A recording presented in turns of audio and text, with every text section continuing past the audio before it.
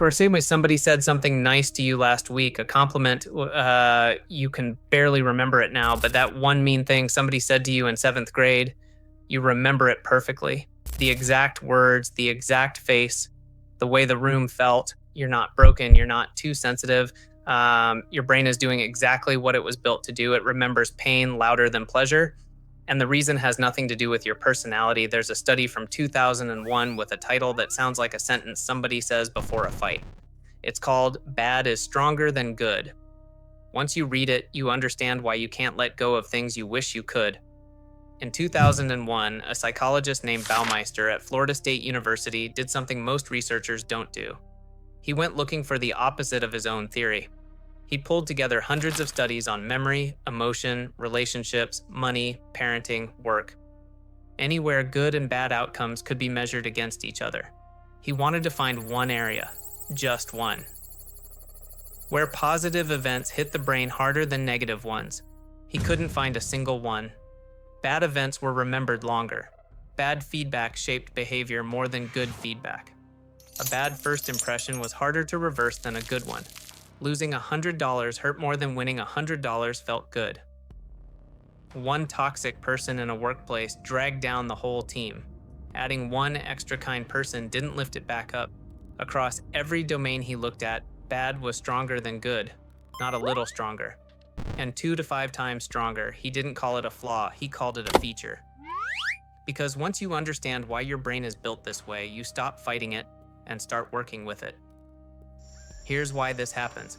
For most of human history, your ancestors lived in environments where one mistake could kill you.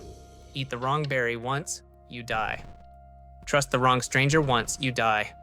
Miss the rustle in the grass once, you die. A good experience was nice. Finding food felt rewarding. Connection felt warm. But a missed threat was final. So your brain evolved an asymmetry. The amygdala, your threat detector, fires faster and harder for negative signals than for positive ones. Negative memories get tagged with extra emotional weight, replayed more in sleep, and filed into long-term storage with higher priority than the good stuff. This is why you can replay an embarrassing moment from 10 years ago in HD. But you can't remember what you had for lunch on Tuesday. The brain isn't trying to make you miserable. It's trying to make sure you survive next Tuesday. The cost of remembering one too many bad things is some discomfort. The cost of forgetting one critical thread is everything. The same year Baumeister published his paper, 2 other psychologists, Paul Rozin and Edward Royzman, published their own version of the same idea. They called it negativity dominance. They found something specific. When a positive thing and a negative thing of equal intensity show up at the same time, the negative one wins. Doesn't matter how big the positive is. The negative still grabs the steering wheel. One drop of sewage in a barrel of wine and the whole barrel is ruined. One drop of wine in a barrel of sewage and it's still sewage. That's how your brain handles mixed signals. A great date with one weird moment becomes that weird date. A great year with one bad month becomes a rough year. 99 positive comments on a video and one cruel one. Guess which one you'll be thinking about in the shower tonight. You're not choosing to focus on the bad. The bad gets the mic first, every time. This isn't only about memory, it runs your relationships too. A psychologist named John Gottman at the University of Washington spent decades studying couples. He would bring them into a lab apartment, record them interacting, and then predict, with over 90% accuracy, which couples would still be together 15 years later. He found something he called the magic ratio, 5 to 1.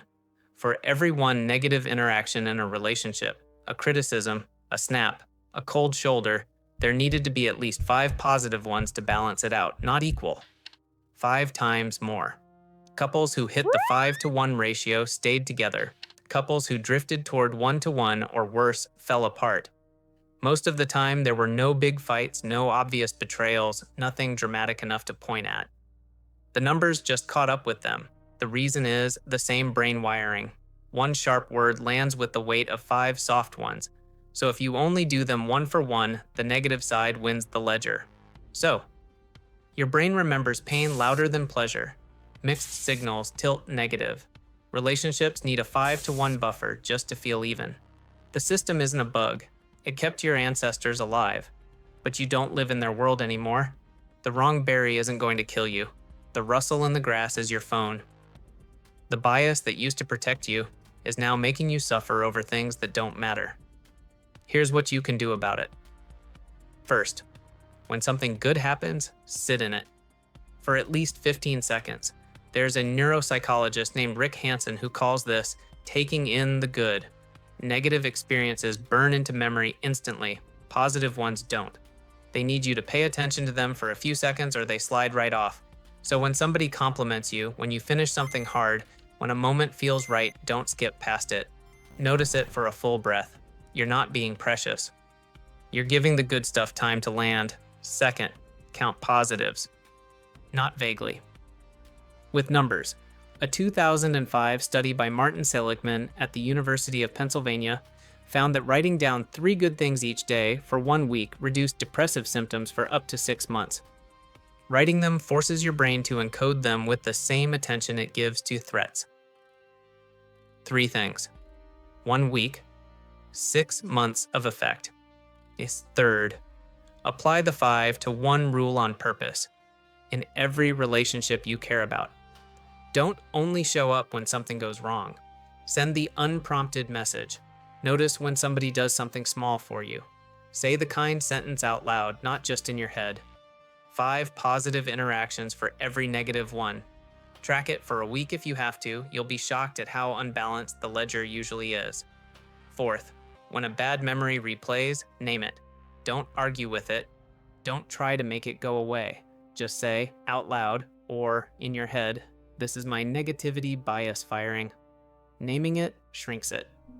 Matt Lieberman at UCLA found that labeling emotions reduces amygdala activity. You're not denying the memory. You're reminding your brain the memory already happened. It isn't happening again. Your brain is going to keep handing you the bad stuff. That's its job. It thinks it's saving your life. What you can do is stop treating that pile as the whole picture. There's a second pile your brain doesn't bother to remind you of because it doesn't think it matters for survival.